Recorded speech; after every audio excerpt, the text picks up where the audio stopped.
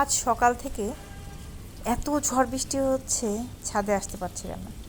তো ছাদে এসে গাছগুলোর অবস্থা দেখছিলাম। বিশাল ছাদ বাগান আমাদের এখানে। আমরা 6-7 জন মিলে ছাদে গাছ লাগাই। তো এগুলো আমার গাছ। আরও জায়গায় জায়গায় গাছ আছে, যে যেখানে পারি সেখানে গাছ লাগাই।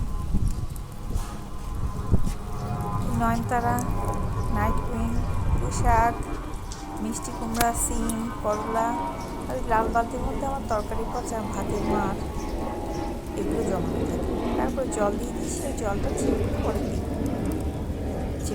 পাট গাছ সোলার বক্সে।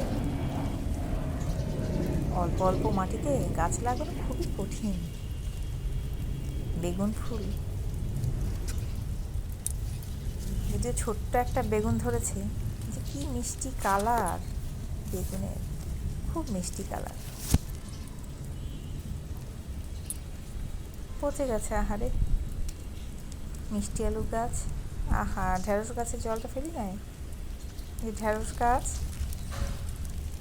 গাছগুলো আলাদা লাগাতে হবে, এখানে হবে না। করলা গাছ, এখনকার বাচ্চারা অনেক গাছই চিনে না,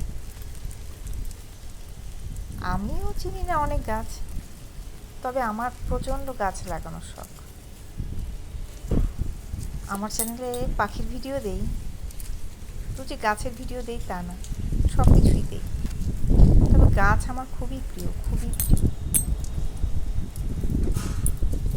গাছের যে প্রাণ আছে সেটা জগদীশ স্যার চন্দ্র বসু বলে গেছেন। আর এই আম গাছটায় আম হয়েছিল, ঝড়ে পড়ে গেছে। এই বেল গাছটা নার্সারি থেকে 1000 পাতা না হলে নাকি পুজো দেওয়া যায় না। আমি কিন্তু পুজো দিই, 2টো পাতা করে নেই প্রতিদিন পুজো দিই। ঝড়ে চারিদিকে জল জমে গেছে। আর এই আনারস গাছটার কি অবস্থা, পড়ে গেছে ঝড়ে। এটা পরে ঠিক করে দিতে হবে।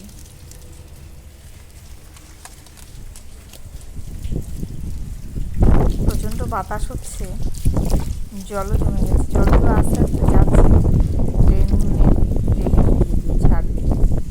পুদিনা গাছ বলে বোঝাতে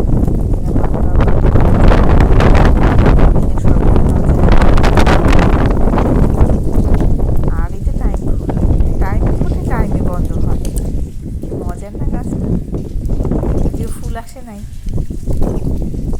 এটাও টাইম ফুল, এটা পর্তুলিকা। আর একটু ইনডোর প্ল্যান্ট হচ্ছিল না, তাই ছাদে এনে লাগানো হয়েছে। মানি প্ল্যান্ট,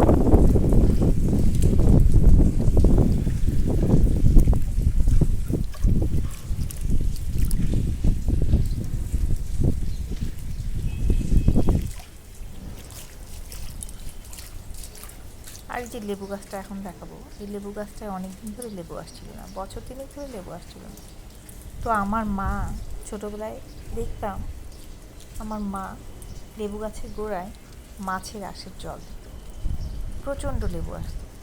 তো মার কাছে যেই আসতো তাকেই বলতো, গাছে যখন লেবু দেখতো তখনই বলতো যে আমার লেবু গাছে মাছের আঁশের জল আসছ গোড়ায় না, সাইড দিয়ে। তো এই গাছটা আমার না, এক ভাইয়ের। ভাইকে বলার পরে গাছটাতে